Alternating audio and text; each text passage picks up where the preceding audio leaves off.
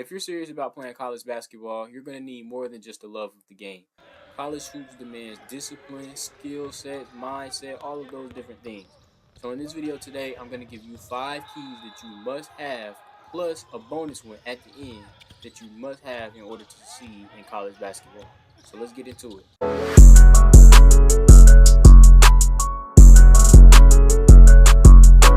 So the first key is shooting.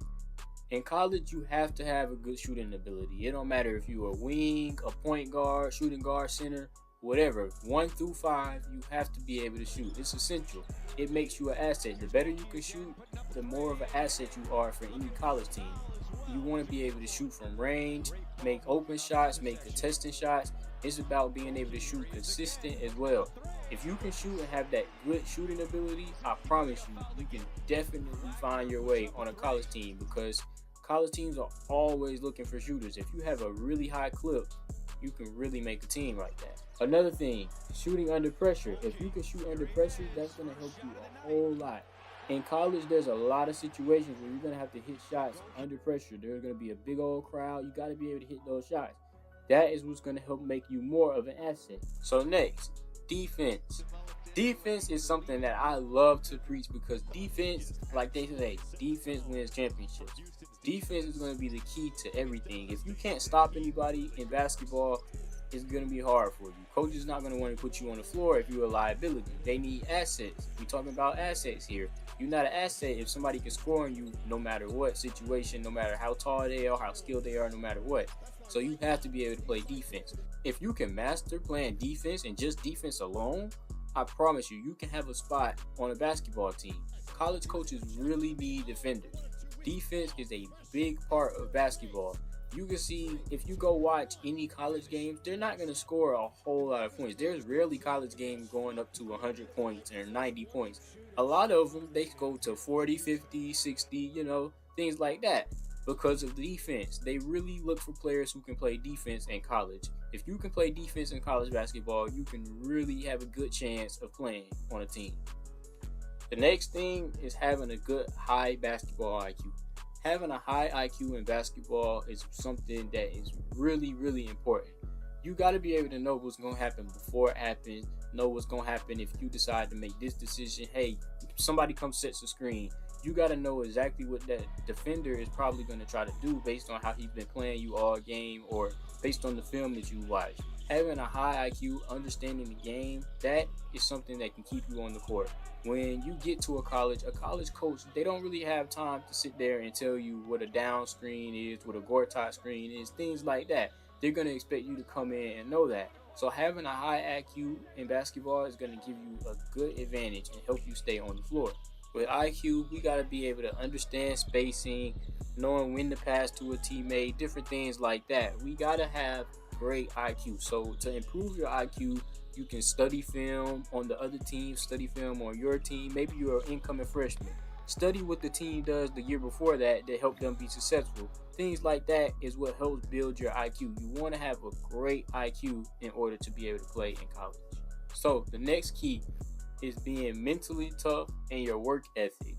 Those two go hand in hand. You have to have mental toughness in college basketball. You're going to have tough coaches. The coaches, they're going to yell. It's not high school anymore. They're going to yell. They're going to cuss. They're going to say a lot of things you probably don't like to hear. But those coaches are going to be tough on you because they care and they want to win and they care about their job. So you got to be able to be mentally tough. Plus, you got teammates, people who are on scholarship. You got grown men who are trying to fight for a chance to maybe go to the league, or they're trying to stay on scholarship so that they can get their degree, things like that. So you have to be mentally tough in order to play college basketball. You're going to have setbacks. You may sprain your ankle, sprain your wrist, something like that, but you got to be able to push through those moments and get through it and come back stronger. Also, having a good work ethic goes hand in hand with being mentally tough. You want to be able to have a great work ethic, because in college, you're going to do a lot of running. There's going to be a lot of exhaustion, things like that. But you got to be able to have a good work ethic, because you got to be able to balance your school. You got to be able to go to practice and run 15 suicides, then go full speed at practice, things like that. But that all goes back to your work ethic. If you're working hard when you're doing these things and working hard before it's time to go to practice, then when you get to practice, it's gonna be easy. So you gotta have a good work ethic and work really hard. Key number 5 is athleticism and conditioning. Athleticism, it's going to be a lot of players out there. Those people are going to be strong, they're going to be fast, they're going to be taller than you.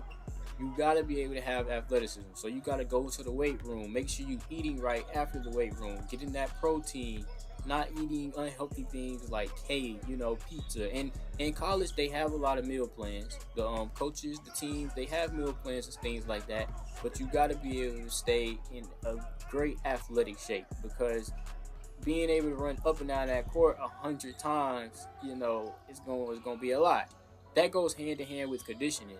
You want to be prepared and well conditioned before practice even starts. So if camp starts on the 20th, you want to start practicing, start conditioning yourself 2 months before the 20th, 3 months before the 20th, because coaches, they're not gonna babysit you. You don't want to be the one in the last place. You want to always try to be in first place when you're doing those suicides and things like that, because in basketball, we know you're going to be running up and down the court over and over again, and it's a lot of conditioning that goes into that, and you want to be well conditioned before you get to a basketball team.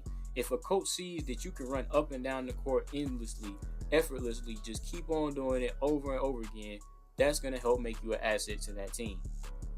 And the final tip, the bonus tip, is off-court discipline.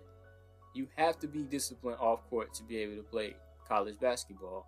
Being able to play on-court and off-court goes hand in hand, really think about it.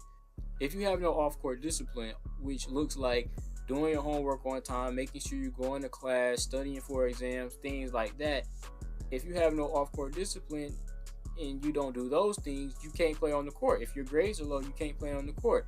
Also, going to parties, make sure you're doing what you're supposed to do if you go to those parties, not getting into any trouble, hanging around the right set of people, things like that. Off-court discipline, that is a huge key to being able to play college basketball. If a coach comes to your school to try to recruit you while you're in high school, and your basketball coach gives them a record of behavior issues that you've had, that college coach is going to look at that like, okay, I can go get a less skilled player who has way less behavior issues, and I can go coach him to be what I need, rather than have a player who has all the skill but have all these behavior issues. So we have to be disciplined off court. Being disciplined off court is a huge one of the number one keys that you need to be able to play college basketball.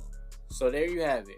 Those are 5 keys, 6 if you include the bonus, that are key to being able to play college basketball.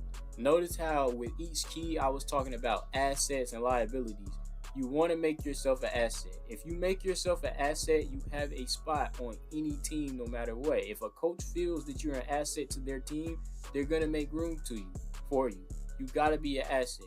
Being a liability, that's going to hurt the team. They don't want somebody who's average at everything. They want somebody who can do 1 or 2 things good and great, and then that makes you an asset. So learn how to shoot and play defense great, or learn how to play make and play defense great. Notice how I'm saying defense with each one of these. Defense is non-negotiable.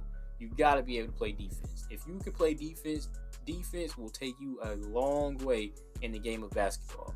So if you didn't get anything from this video, I just need you to take this. Make yourself an asset. Thank y'all for watching the video. Make sure y'all like, comment, subscribe. Follow me on my socials, Instagram, TikTok. Subscribe to the YouTube. Thank you.